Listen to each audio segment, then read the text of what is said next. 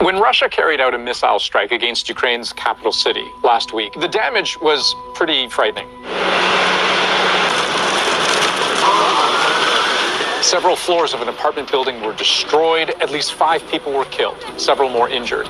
But amongst the wreckage, quite a frightening find. Debris that a team of Ukrainian forensic experts believe belongs to a Russian Zircon missile. Russia has introduced a new missile system that could be impossible to defend against. If Russia did fire a Zircon missile at Ukraine, I'll just say right now, it's not for sure. The evidence is disputed, which I'll explain in a bit. But if Russia did fire a Zircon missile into Ukraine, that would be a first for this entire war, because the Zircon is from a family of missiles that are considered virtually uninterceptable, impossible to shoot down. They're supposed to travel at many times the speed of sound. They fly relatively low, making them harder to see until it's too late, and with what can be a pretty unpredictable flight path. So what do we know? Now, before I say anything about what this missile is capable of, just keep in mind, it's not like you can just find a manual somewhere and read the specs. We've had to piece together what Russia's defense ministry says it can do and weigh that against what other governments and experts and analysts believe it can do. But let's just start with this. Hypersonic missiles, like the Zircon, go insanely fast. Most commercial aircraft, jet aircraft, travel a little bit slower than the speed of sound. So if Zircon is moving 8 or 9 times the speed of sound, then it's moving more than 8 or 9 times faster than a commercial aircraft.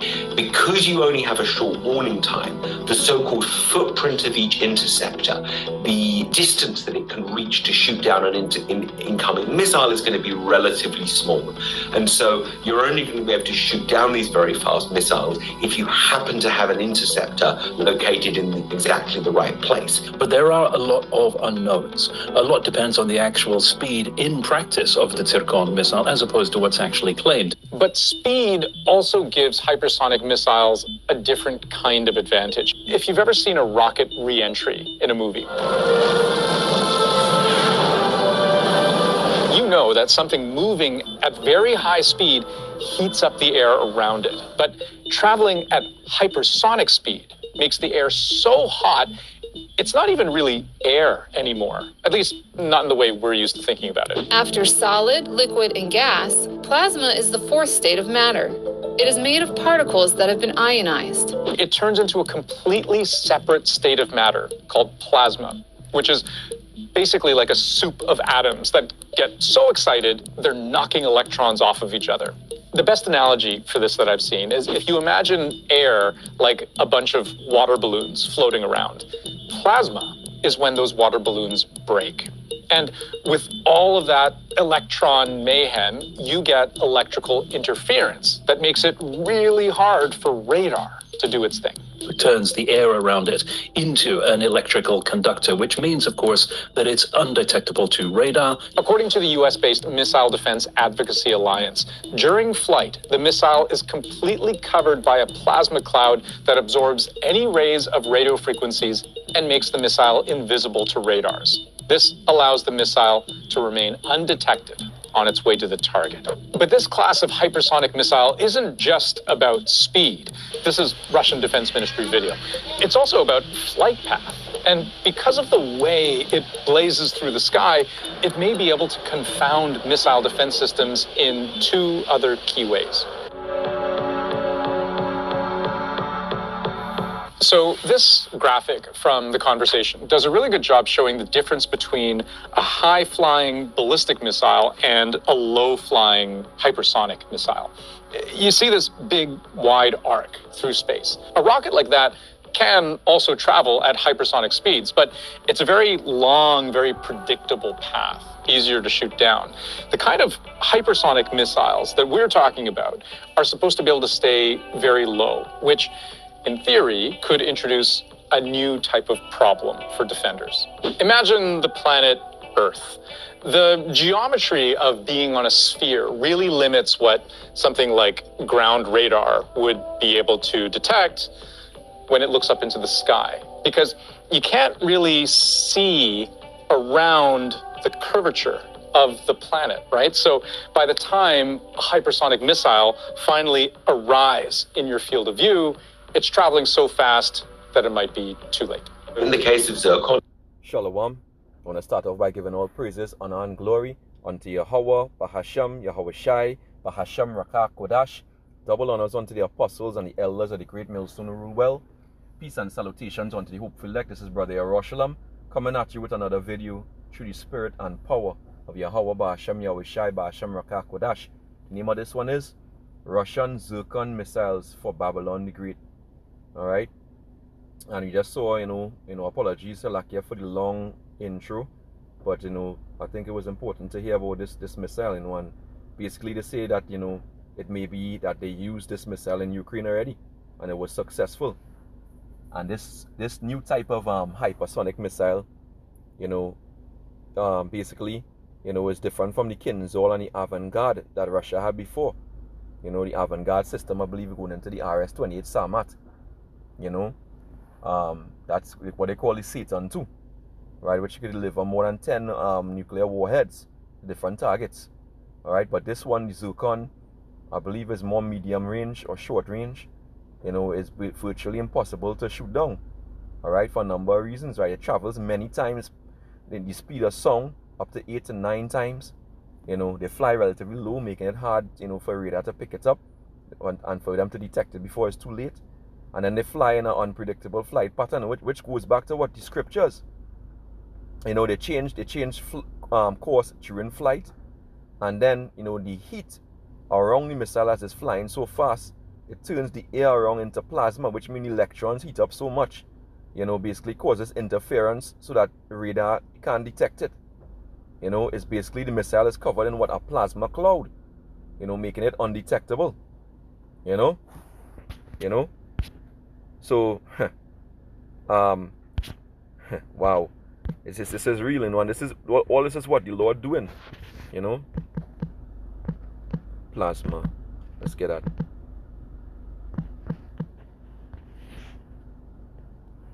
Plasma, a colorless fluid. No, this talking about blood. Second entry, an ionized gas consisting of positive ions and free electrons in proportions, resulting in more or less no overall electric charge. So, in other words, they can't pick it up, right? They can't pick it up. It says typically at low pressures, as in the upper atmosphere and in fluorescent lamps, or at very high temperatures, as in what the stars and nuclear fusion. Is beautiful because the scriptures describe the missiles as what stars. That's beautiful. So the ballistic missiles, the long-range ballistic missiles, like the Avangard, the RS-28 Sarmat, and they have a big, a long, predictable curved path, unlike these shorter-range hypersonic missiles. So basically, America don't have a chance. So far, America doesn't even have any hypersonic missiles.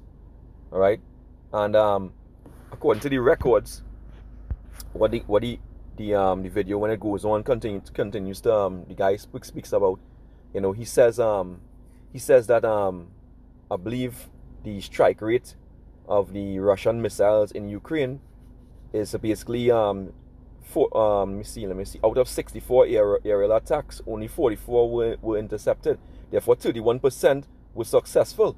31% is way more than you need. All right, when you're talking about nuclear missiles, intercontinental ballistic missiles, all right, which they probably lying. Most likely the strike rate may be more than that. But the fact is, the Lord is the one creating this. This is Isaiah chapter 54, verse 16. It reads, "Behold, I have created the smith." Who's the smith? The scientist, right? That bloweth the coals in the fire, right? Who knows how to make these nuclear missiles, splitting up the atom, splitting the electrons. This thing is getting real. All right, the Lord is the one who created them, who give them that knowledge. All right, the scripture talk about in a deep sleep in Job the 33rd chapter. That's when he basically sets his guidance or man's destiny, what man is supposed to do in his sleep. Right? It says, behold, I have created the smith that bloweth the coals in the fire, and that bringeth forth an instrument for his work. And I have created the waster to destroy, right? The people of destruction is Esau Edom.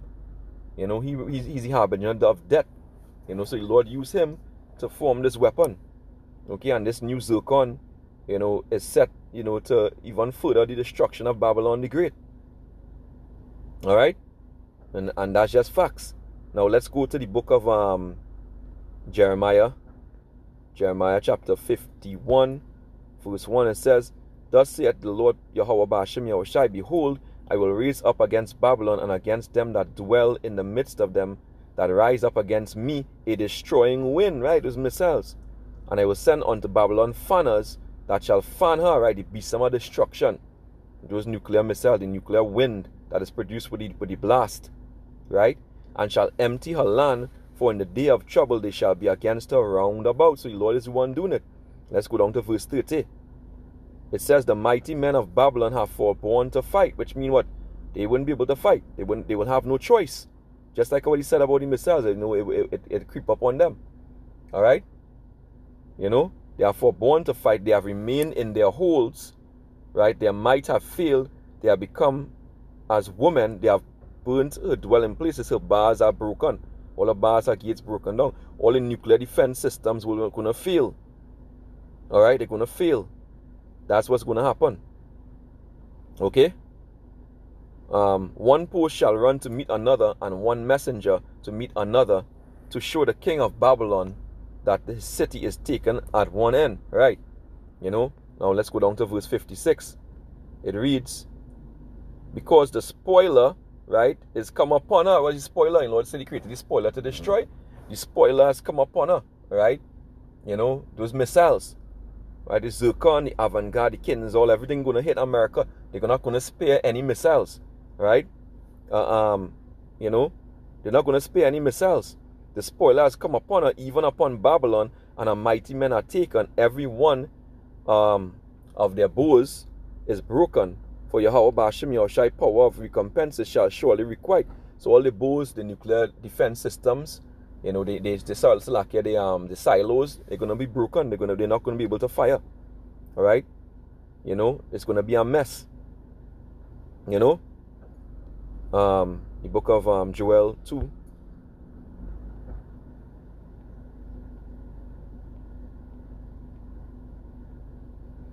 Salakia, Joel 3, verse 9. Actually, Salakia. Verse 10, it says, beat your plowshares into swords, and your... In fact, let me read from verse 9. Joel 3 and 9. Proclaim ye this among the Gentiles, prepare war, wake up the mighty men, let all the men of war draw near, let them come up. Right, that's what's going on in the world right now. Everybody's sending all the resources into weapons. It says, beat your plowshares into swords, and your pruning hooks into spears. Let the weak say, I am strong. Right.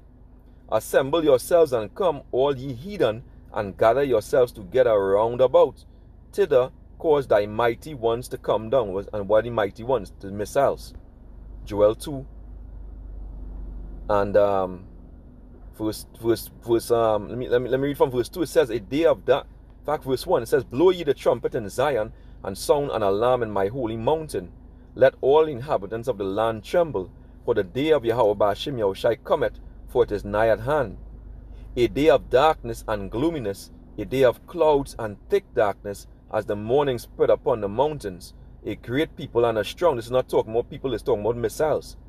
They have not been ever the like, neither shall be any more after it, even to the years of many generations. A fire devoured before them, right, the warheads, the missiles when they hit, and behind them a flame burneth, right, like the Zircon, right, and the land is as the garden of Eden before them, which is Babylon the Great, and behind him is a desolate wilderness, yea, and nothing shall escape them. The appearance of them is as the appearance of horses, and as horsemen so shall they run. So they run. He said they fly, these Zircon missiles fly close to the earth. So not only going to be the ballistic missiles, or I believe, you know, the ICBMs, you know, and that's personally, I believe, you know, it's going to be all these missiles they're going to launch at America. Right? They're going to launch everything that they have. You know? So they're gonna run as horsemen. They're gonna go close to the ground, just like the Zircon does, along with the ICBMs, the intercontinental ballistic missiles, and whatever else they have. It says like it's 200 million warheads or missiles. All right, that's a lot. It says like the noise of chariots on the tops of mountains shall they leap, right? Because they said that they could change course, flight course while they're flying, right? And they have a pretty unpredictable flight pattern, right? Like the noise of a flame of fire that devoured the stubble as a strong people set in battle array, right? Before their face the people shall be much pained, all faces shall gather blackness, right, in terror. They shall run like mighty men, they shall climb the wall like men of war, right? And they shall march every one of his ways, they shall not break their ranks. So everything gonna be done decently and in order. The Lord's Spirit gonna be upon these missiles. Neither shall one trust another, they shall walk everyone in his part, and when they fall upon the sword, they shall not be wounded. So when they fire the missile defense system, they're not gonna be wounded. The Lord gonna put, hey, this thing is heavy. You know, the missile defense system's not gonna work on these missiles. The America's missile defense systems. It says, they shall run to and fro in the city, they shall run upon the wall, they shall climb up upon the houses, they shall enter in at the windows like a thief. All right. So this Russia ain't playing. All right. It's all out war on Babylon the Great. All right. All out war, and Babylon the Great is going to be desolate. I pray this lesson was edifying. Right. Till the next time, Abad Babal and Shalom.